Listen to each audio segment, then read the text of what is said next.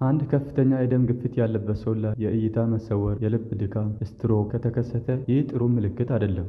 ክብደት መጨመር፣ ጥሬ ጨው አብዝቶ መጠቀም፣ ሲጋራ ማጨስ ለደም ግፊት እንደሚያጋልጡ ያውቃሉ? የደም ግፊት ያለባቸው ሰዎች ምንም አይነት ምልክት ሳያሳዩ ለከፋ የጤና ተግዳሮት ሊጋለጡ ይችላሉ።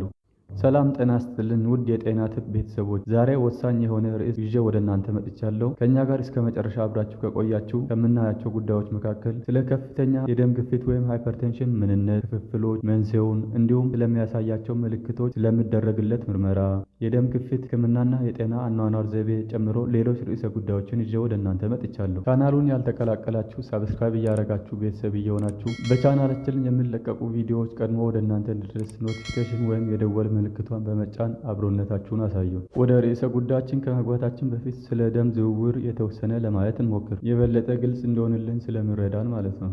የሰውነት የደም ዝውውር ቀጣይነት ያለው የማይቆም በልብ በደም ቧንቧ እና በተለያዩ ሰውነታችን ህብረ ህዋሳት የሚደረግ የደም እንቅስቃሴ ነው። ለዚህም ደግሞ ወሳኙ ሚና የሚጫወተው ልብ ነው። በእረፍት ጊዜ ወይም እንቅስቃሴ ላይ ሳንሆን ልባችን በአማካይ 5 ሊትር ደም በአንድ ደቂቃ ውስጥ ይረጫል። በእንቅስቃሴ ጊዜ ደግሞ ይህ ይዘት ወደ 15 እስከ 20 ሊትር በደቂቃ ያድጋል። ልባችን በደቂቃ 60 እስከ 100 ምቶችን ሲመታ በእያንዳንዱ ምት ደግሞ ከ60 እስከ 80 ሚሊ ሊትር ደም ይረጫል። ታዲያ በአንድ ደቂቃ ይህን ሁሉ ደም የሚረጭ ከሆነ በአንድ ቀን ስንት እንደሆነ መገመት አያዳግትም። የሚገርመው ደግሞ ለአንዲት ሰከንድ እንኳን ይህን ሂደት አቁሞ አያውቅም። ልክ ከእናታችን ማህፀን ከወጣንበት ሰዓት ጀምሮ ይህችን ዓለም ለቀን እስከምንሄድባት ድረስ ስንተኛ፣ ስንነሳ፣ ስንሄድ፣ ስንቀመጥ፣ ስንጨነቅ፣ ስንደሰት፣ ብቻ ምን አለፋችሁ በየትኛውም ሁኔታ ውስጥ ሆነን ታማኙ ልባችን ላፍታ ስራውን ችላ ብሎ አያውቅም። በመጨረሻም የሞት መርዷችን ሳይቀር በልብ እንቅስቃሴያችን ላይ የሚወሰን ይሆናል። የልብ ምታችን እንደቆመ የዚች ምድር ቆይታችን እንዳበቃ በሚያነቡ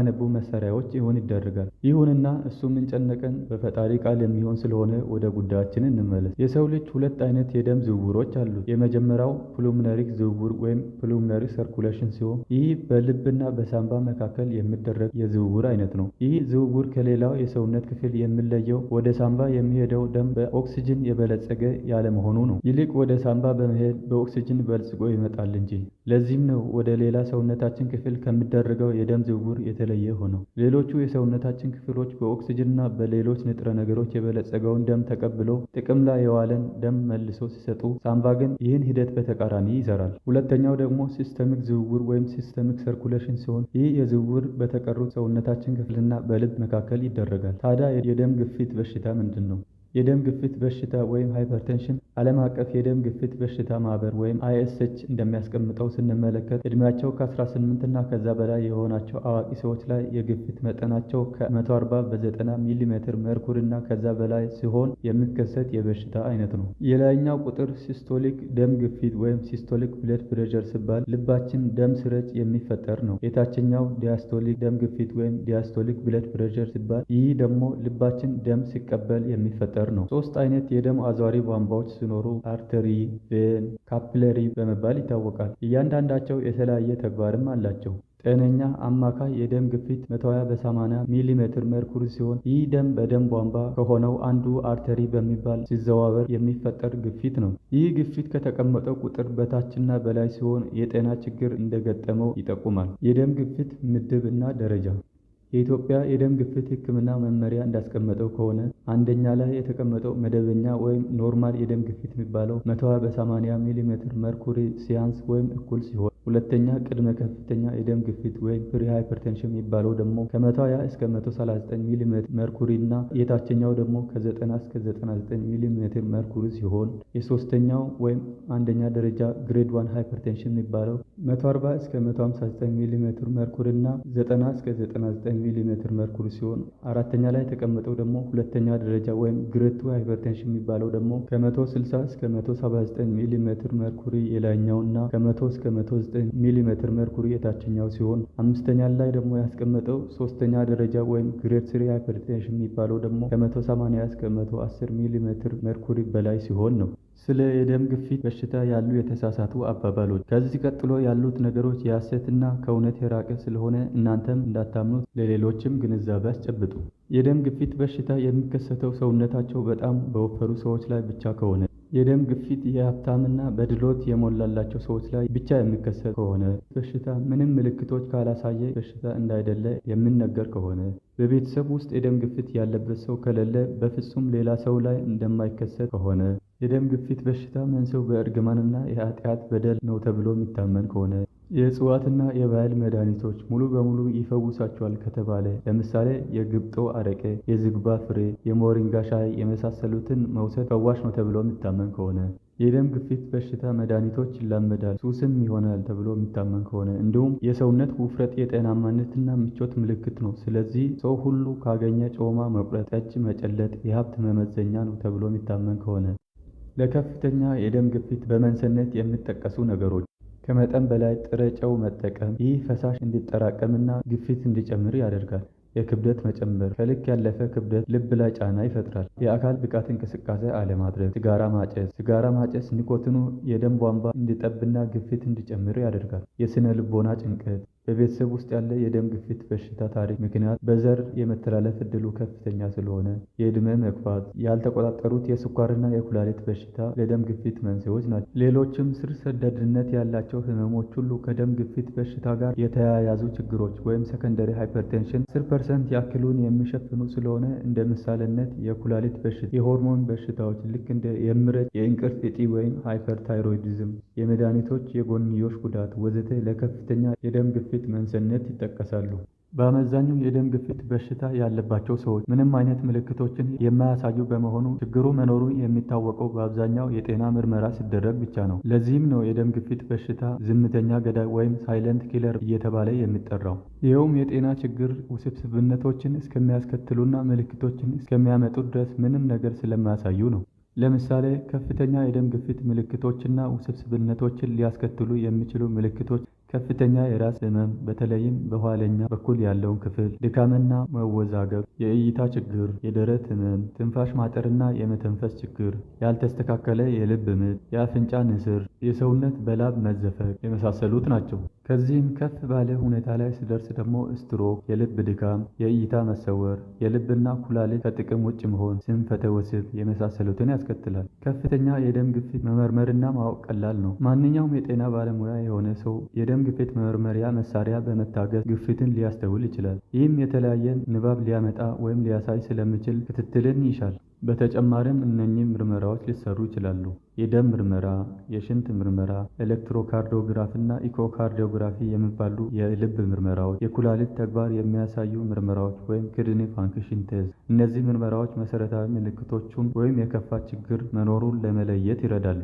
የደም ግፊት በሽታ ሕክምናና የጤናማ አኗኗር ዘይቤ።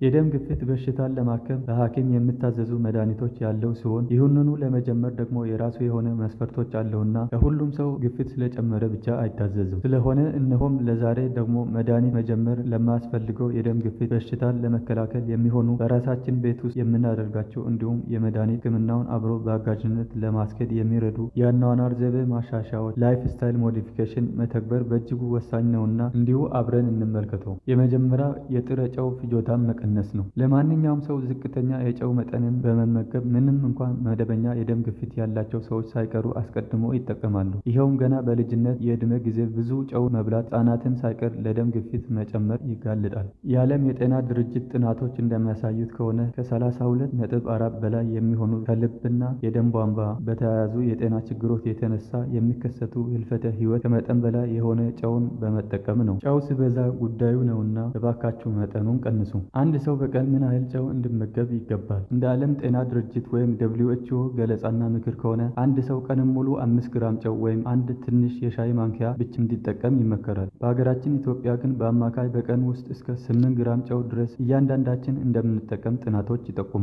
ስለዚህም ጨውን ለመለካት እጅን መጠቀም ከመጠን በላይ የጨው አጠቃቀምን ያስከትላልና ለመለካት በሻይ ማንኪያ እንድትጠቀሙ እናበረታታለን። አስታውሱ፣ ጨው መጨመር ያለበት ምግብ ከበሰለ በኋላ መሆን አለበት። ከጨው ጋር የተዘጋጁ በርበሬና ሽሮ ስትጠቀሙ ጨው በድጋሜ አለመጨመር። የኢትዮጵያ የደም ግፊት በሽታ ሕክምናና መመሪያ ጥናቶች ጠቅሶ እንዳስቀመጠው 10 ኪሎ ግራም በርበሬ ሲፈጭ ከ1 እስከ 2 ኪሎ ግራም ጨው እንደሚጨመር የሽሮ ዱቄት ሲፈጭ ደግሞ ቢያንስ ከ1 እስከ 2 ኪሎ ግራም ጨው ይጨመራል። እንዲሁ ደግሞ ከ1 እስከ 1.5 ኪሎ ግራም ጨው ከ1 ኪሎ ግራም ሚጥሚጣ ላይ ይጨመራል። አስቡት ወገን፣ ለዚህ ነው ለካ በጨው ደንደስ በርበሬ ተወደስ ተብሎ የሚተረከው። ሁለተኛው ጤናማ አመጋገብን መከተል፣ ፍራፍሬዎችን እና አትክልቶችን በብዛት መጠቀም። ለውዝ፣ ጥራጥሬዎች፣ የብዕር ሰብል እህሎች ወይም ሆል ግሬንስ የሚባሉትን እና እንደ አቮካዶ ያሉትን በፖታሽየም የበለጸጉ ምግቦችን አብዝቶ መጠቀም። የሱፍ፣ የሰሊጥ፣ የአኩሪ አተር፣ የወይራ ዘይትና የመሳሰሉ ጤናማ የፈሳሽ ዘይቶችን መጠቀም። ዝንጅብልን በምግብ ዝግጅት ውስጥ ማካተት።